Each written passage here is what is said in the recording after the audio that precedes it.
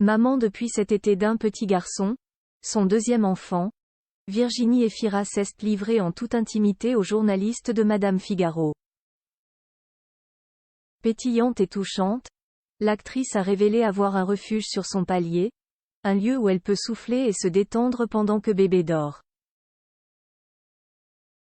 La suite après la publicité en pleine promotion de la série Tout va bien créée par Camille de Castelnau et de Rien à perdre, premier film de Delphine Deslogis, Virginie Efira a été interviewée par les journalistes de Madame Figaro et a dévoilé les secrets de sa nouvelle vie avec un deuxième bébé. Maman du petit Hiro né le 28 août 2023, fruit de son amour avec le comédien Nils Schneider.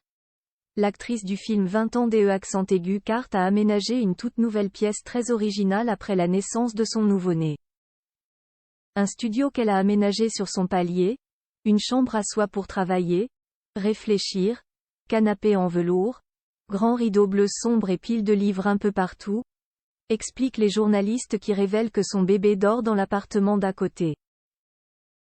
Un havre de paix pour la jolie blonde de 46 ans qui réintroduit les autres éléments de la vie par petites doses.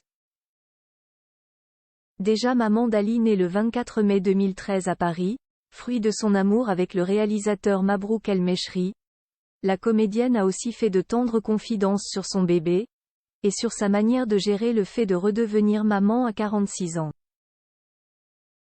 J'ai eu accès à davantage de lectures, de parcours de vie, qui me permettent de sortir de cette espèce d'obligation du merveilleux qui pèse autour d'une naissance, a confié l'actrice.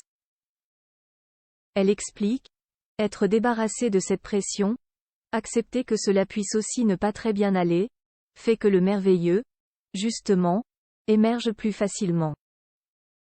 Et que ça va très bien.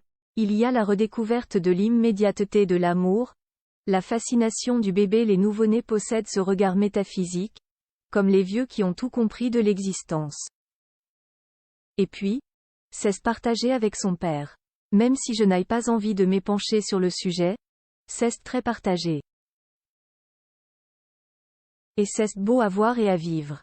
En couple avec Nils Schneider, de 10 ans son cadet, depuis plus de 5 ans, ils se sont rencontrés sur le tournage du film Un amour impossible, réalisé par Catherine Corsini, 1 an plus tôt. Ils ne se sont depuis jamais quittés. La suite après la publicité.